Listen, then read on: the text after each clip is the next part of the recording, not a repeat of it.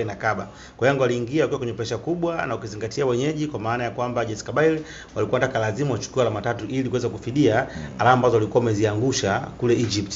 Kwa hiyo ilikuwa ni mechi ambayo haikutakiwa ufanye makosa mengi katika maeneo muhimu. Kwa Yanga waliingia wakiwa na watu ambao wana ukomavu na kuweza kujua kwenye kila eneo la mchezo, kwenye kila eneo la kiwanja nini wafanye ili kuweza kusekiwa aidha wapunguze makosa au kufanya opponent wao washinde kuwa na madhara makubwa. Jambo la pili utazungumzia kwa maana ya mbinu za mwalimu. Mwalimu amekuwa na uwezo mzuri kwa muda mfupi ambao amekaa na timu kuweza kuisoma na kuweza kujua inaweza kufanya. Yanga wameingia walikuwa very compact. Wakiwa wanashambuliwa unaona wana watu 5 mpaka 6 kwenye eneo lao na walikuwa wafungui mwenyewe, lakini pia walikuwa wanashambulia kwa namba ingawaje kulikuwa hakuna uwiano. Lakini kubwa zaidi utaona ambavyo Dube alikuwa anashuka na kuweza kulinki ili kuweza kusubiria wenzake wakiwa wanakuja, kwa sababu timu muda mwingi ilikuwa inakaa na watu nyuma watu 6, mbele wanakaa watu 3 na mbele anakaa mtu mmoja. Kwa hiyo kwa mpira kwa Dube inamlazimu akaenda mpira mpaka sekunde 30 ili hawa ambao wapo katikati watatu waweze kusogea na kutengeneza uwiano wa watu 4 na kuweza kuataki, na waliweza kufika. Na kama pangekuwa pana umakini leo pengine Yanga angeweza kusoka kipindi cha kwanza, bali alitengeneza nafasi 2 au 3 ambazo hawakuweza kuzitumia. Lakini jambo la tatu utazungumzia fitness. Yanga walikuwa wameanza msimu hawakuwa katika hali nzuri. Tulikuwa tunazungumza fitness yao ilikuwa iko vizuri, lakini kadri muda unazikwenda unaona inazidi kupanda. Mechi ambayo imekimbia dakika 90 zote uliona ambapo walikuwa wanajitoa, lakini bado waliweza kutengeneza uwiano wa namba kwenye kila maeneo, timu ikiwa na mpira na ikiwa haina mpira. Mambo ni mazito kweli kweli, lakini mambo ni mazuri kwa wananchi baada ya kupata sare ya kuto kufungana bwana. Dakika 90 dume kweli kweli Young Africans ambayo imecheza kikubwa mno kwenye hali ya hewa nzito mno, baridi kweli kweli, joto ni 6 tu pekee, lakini wananchi wameweka jitihada na ubunifu mkubwa kweli kweli ku maintain hali ya hewa na kupata matokeo. Tuko hapa Chifu Zobane kama Zumfela, unakwenda kusikia mengi na mazuri kutoka kwake Dominic Salamba baada ya wananchi kutakata nyumbani na ugenini. Haya ni mashindano ya kikubwa na ndio maana yanachezwa kikubwa. Chifu, uko vizuri? Mimi niko vizuri kabisa. Uzima upo na ulalamiki? Namshukuru Mwenyezi Mungu. Young Africans nini hasa ambacho wametuonyesha mbali na kupata sare nzuri kwao kwa maana ya alama 1 muhimu, lakini kwenye dakika 90 hizi nini hasa ambacho Young Africans wametuonyesha? Nafikiri unaweza ukazungumzia vitu 5 au vitu 6. Yes. Kitu cha kwanza ambacho tutakizungumzia ni ukomavu wa wachezaji. Unaweza kuona kwamba ilikuwa ni mechi ambayo haikutaka tu mbinu, lakini itakiwa na watu ambao wana experience na kuweza kuvumilia. Kuangalia umetoka kuzungumza hapo, saizi Algeria kwa yale mazingira ni takribani sentigredi 5 mpaka 3 mpaka 6. Hali ambayo ukija kumpea na huku kwetu kwenye maeneo ya tropical ni viwili tofauti. Na siku zote unapo katika hali ya baridi manake inakulazimu ili uweze kuchanganya ukimbie umbali mrefu na baji inakuwa inakaba. Kwa Yanga waliingia wakiwa kwenye pressure kubwa, na ukizingatia wenyeji kwa maana ya kwamba JS Kabylie walikuwa nataka lazima wachukue alama 3 ili kuweza kufidia alama ambazo walikuwa wameziangusha kule Egypt. Kwa hiyo ilikuwa ni mechi ambayo haikutakiwa ufanye makosa mengi katika maeneo muhimu. Kwa Yanga waliingia wakiwa na watu ambao wana ukomavu na kuweza kujua kwenye kila eneo la mchezo, kwenye kila eneo la kiwanja nini wafanye ili kuweza kusekiwa aidha wapunguze makosa au kufanya opponent wao washinde kuwa na madhara makubwa. Jambo la pili utazungumzia kwa maana ya mbinu za mwalimu. Mwalimu amekuwa na uwezo mzuri kwa muda mfupi ambao amekaa na timu kuweza kuisoma na kuweza kujua inaweza kufanya. Yanga wameingia walikuwa very compact. Wakiwa wanashambuliwa unaona wana watu 5 mpaka 6 kwenye eneo lao na walikuwa wafungui mwenyewe, lakini pia walikuwa wanashambulia kwa namba ingawaje kulikuwa hakuna uwiano. Lakini kubwa zaidi utaona ambavyo Dube alikuwa anashuka na kuweza kulinki ili kuweza kusubiria wenzake wakiwa wanakuja, kwa sababu timu muda mwingi ilikuwa inakaa na watu nyuma watu 6, mbele wanakaa watu 3 na mbele anakaa mtu mmoja. Kwa hiyo kwa mpira kwa Dube inamlazimu akaenda mpira mpaka sekunde 30 ili hawa ambao wapo katikati watatu waweze kusogea na kutengeneza uwiano wa watu 4 na kuweza kuataki, na waliweza kufika. Na kama pangekuwa pana umakini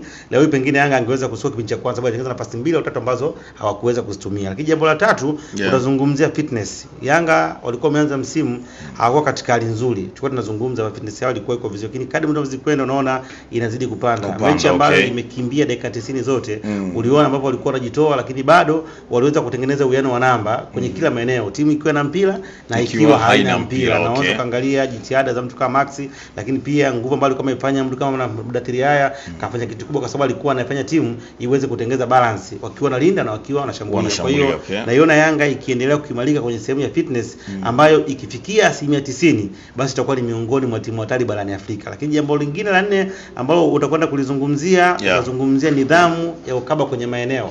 Eneo la katikati unaweza kuona partnership ambayo ilikuwa nayo kati ya Maxi, ukimwangalia Duke pamoja na Mudathir, walikuwa na uelewano mkubwa na waliweza kutengeneza linki nzuri baina yao, viungo na safu ya ulinzi, kitu ambacho kiliwafanya wakati wote timu iweze kuwa comfortable na kupunguza mashambulizi ya moja kwa moja ambayo yangeweza kuwatoa kwenye mchezo. Jambo la tano, bado unajua kuzungumzia uimara wa golikipa wao Diarra. Amekuwa ni kipa ambaye sio tu golikipa lakini pia ni kiongozi, kwa maana kwamba anajua wakati gani afanye kitu gani. Ukiangalia wenyeji walikuwa na pressure kubwa sana na walikuwa wanashambulia kwa kasi. Kinachokuwa kifanya kuna matukio mbali kwa anatengeneza ambayo yalikuwa yanapoteza muda indirectly na kufanya timu yake iweze kupunguza pressure, lakini pia kupunguza pressure ya opponent. Tujue timu ikiwa inakushambulia wanatamani waendelee kushambulia ili kuweza kukuchanganya. Kwa hiyo ukipata muda wa kupumzika, manake ile energy ambayo walikuwa wanatumia inakwenda kushuka na inawalazimu waanze upya na kuzingatia kutokana na hali ya hewa ya baridi, sio rahisi kuchanganya kwa haraka. Kwa hiyo Diarra alifanikiwa kuweza kutumia faida ya mazingira, kuweza kutumia madhaifu ya mashabiki wa JS Kabylie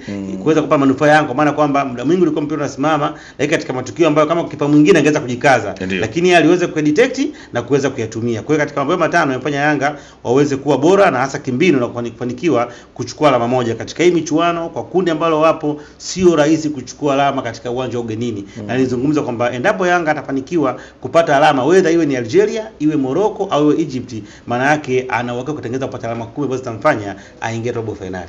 Bwana, hivyo ndivyo ambavyo tunapata chambuzi nzuri kweli kweli kutoka kwake Dominic Salamba Chifu Zobane kama Zoomfella, baada ya kushuhudia dakika 90 dume kweli kweli na zile 5 za nyongeza ambazo wananchi wamekaza kweli kweli kwenye dakika zote 90 na kuibuka na alama moja ambayo ni muhimu mno, na mpaka sasa unasubiriwa mchezo Ahli na FAR Rabat ambaye nani atakwenda kubadilisha msimamo, kwa sababu hivi tunavyozungumza bwana, Young Africans yuko pale kileleni na alama zake 4. Ikumbukwe mchezo wa kwanza kule visiwani Zanzibar alibuka na ushindi mzuri wa bao 1-0, na leo sare hii inafanya yeye akusanye kibindoni alama zake 4. Young Africans ukitazama vizuri kwenye dakika 90, baadhi ya wadau wanasema kwamba walistahili kupata alama zote 3. Nini hasa ambacho kimefanya wapate alama moja? Je, strikers hawakuwa vizuri akina Dube, ama nini ambacho huenda tukitambui ndio kimesababisha Young Africans kukosa alama zote 3?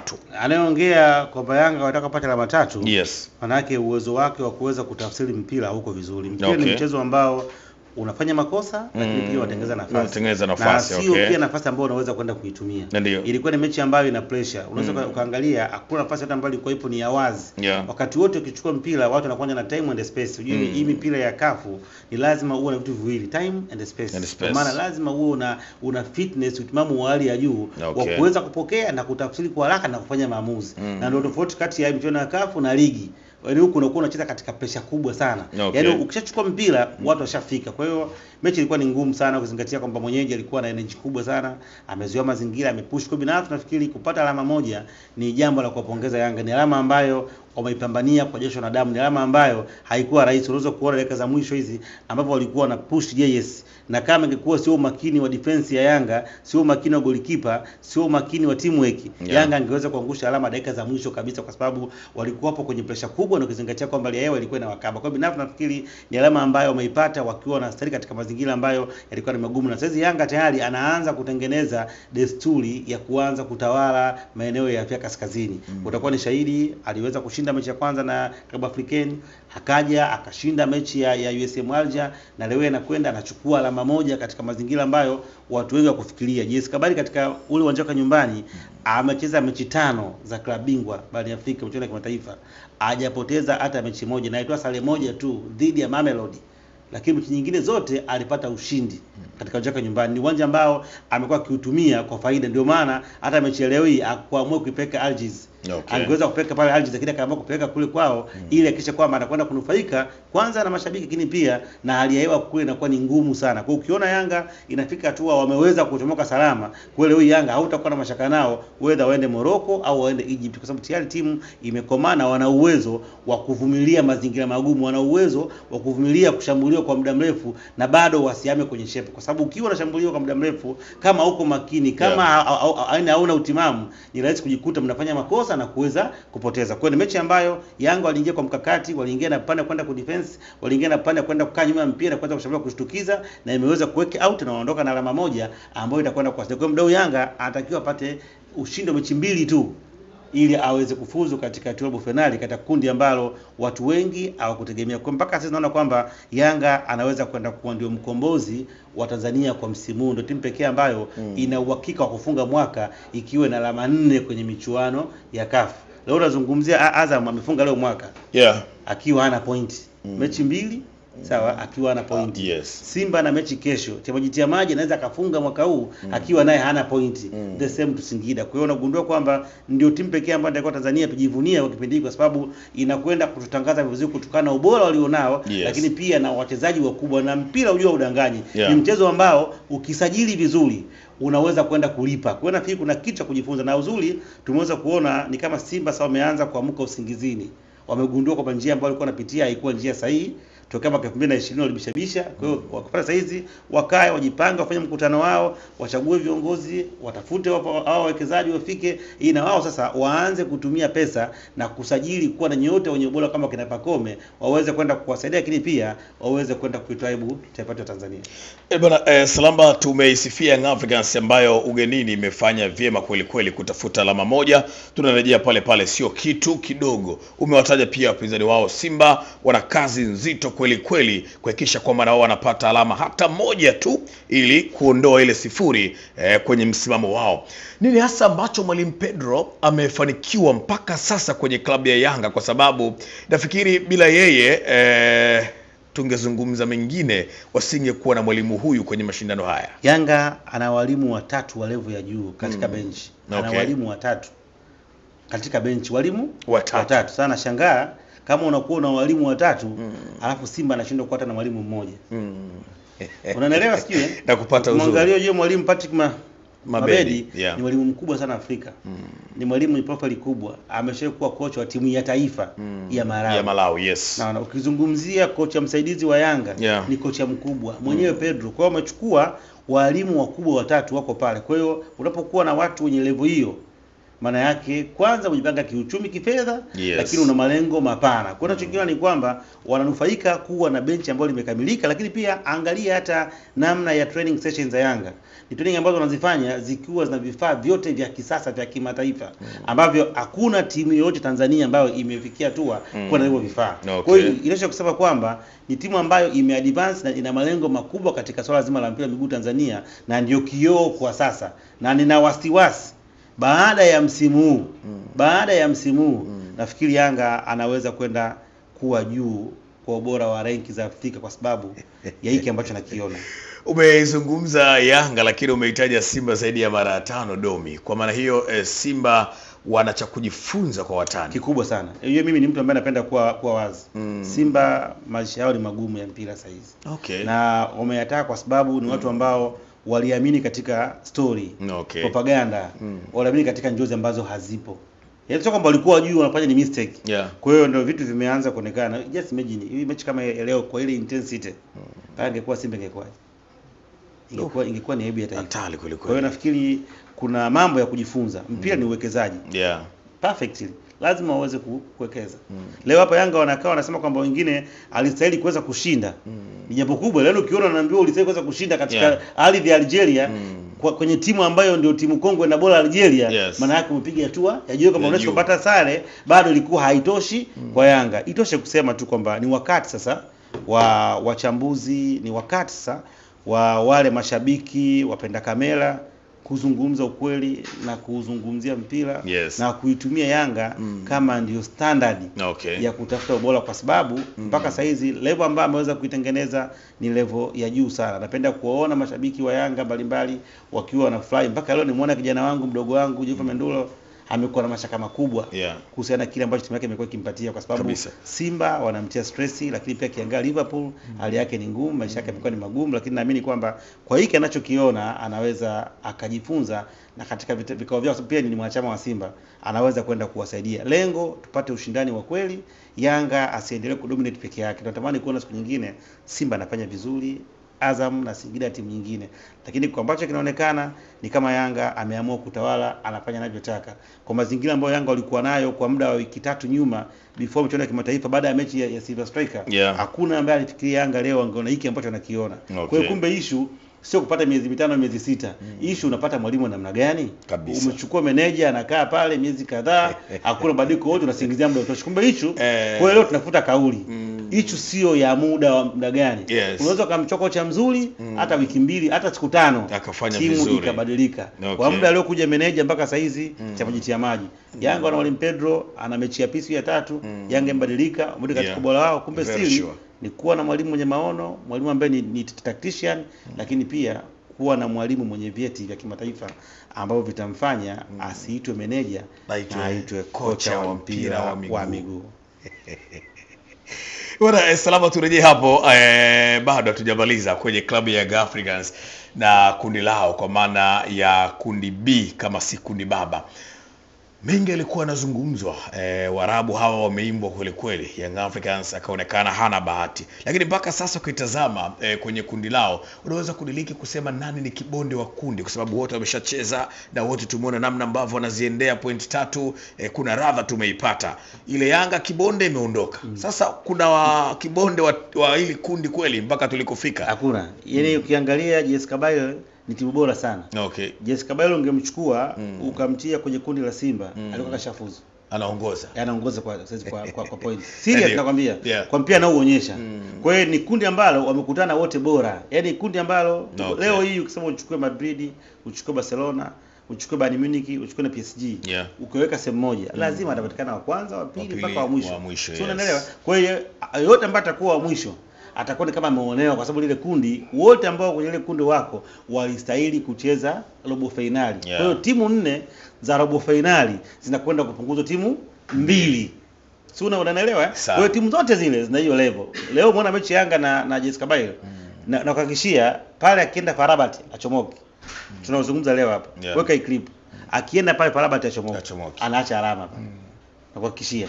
Kwa hiyo ni timu zote zina ubora, wale akaenda pale Ali afanye kazi.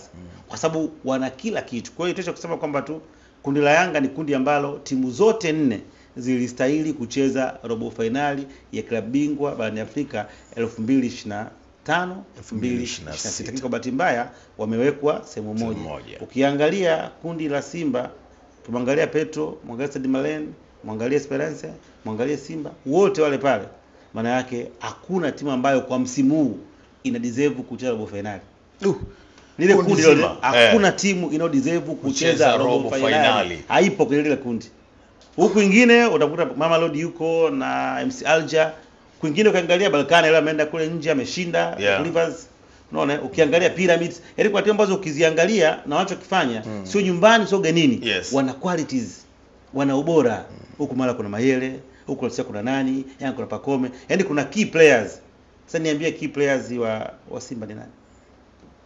Kibu Denis Mkandaji. Tulikuwa tunamzungumzia Kibisawala. Hawamtaki tena leo hii. Imekuwa ni ngumu. Ameanza na performance mbaya. Inasikitisha kwa sababu lakini pia inaumiza. Lakini itosha kusema tu kwamba sisi watu wa mpira au ambao ni wapenzi wa mpira, tuna wakati mgumu, na nafikiri madaktari kipindi hiki wakina Dr. Bravo wana kazi ya kufanya ya kuweza kutengeneza watu kisaikolojia. Kwa sababu mtu anaweza kana anapita akawa anaongea maneno magumu akakamatwa, kumbe alikuwa na nia hiyo mbaya. Nafikiri madokta wananisikia, Dr. Bravo hapo ulipo, jaribuni kufanya counseling kwa mashabiki wa mpira, kwa sababu hali mbaya kweli na inatesa na inaumiza. Lakini mwisho wa siku kitu kizuri kitafanikiwa. Nani man of the match kwenye dakika hizi? Man of the match katika mechi ya leo, nikiangalia mimi ninaweza nikawaona kama wachezaji wawili hivi kwa upande wa Yanga. Nafikiri wa kwanza nikiangalia ninaweza nikamzungumzia Duke Abuya. Kafanya kazi kubwa sana, ndo alikuwa hami kwenye njia. Kuna wakati Mudathiri, kuna wakati Max walikuwa wanalikimbia lile eneo, lakini alikuwa haendi kwa miemko. Alikuwa anawalinda vizuri Jobu na Baka. Kafanya kazi kubwa sana. Lakini wa pili nitamzungumzia Diara. Kutokana na kuweza kujua timing za wakati gani afanye kitu gani na kwa nini. Kwa nafikiri hawa ndio ambao wanaweza kachuana na mmoja akaweza kuwa ni man of the match katika mechi leo. Mimi nikushukuru sana Dominic Salamba.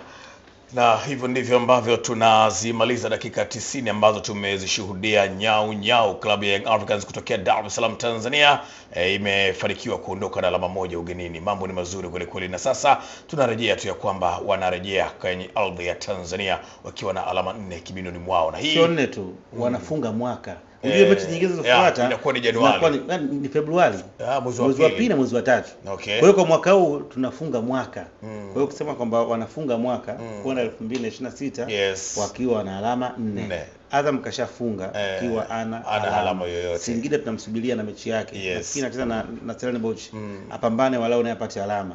Lakini wenzetu wa kule Mali, yes, Mungu nao wasaidie. Basi tukosa hata dua 3 ziwe kubwa. Tupate moja. Tukosa hata moja.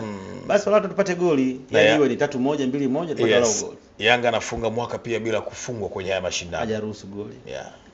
Inasikitisha kwa upande wa pili.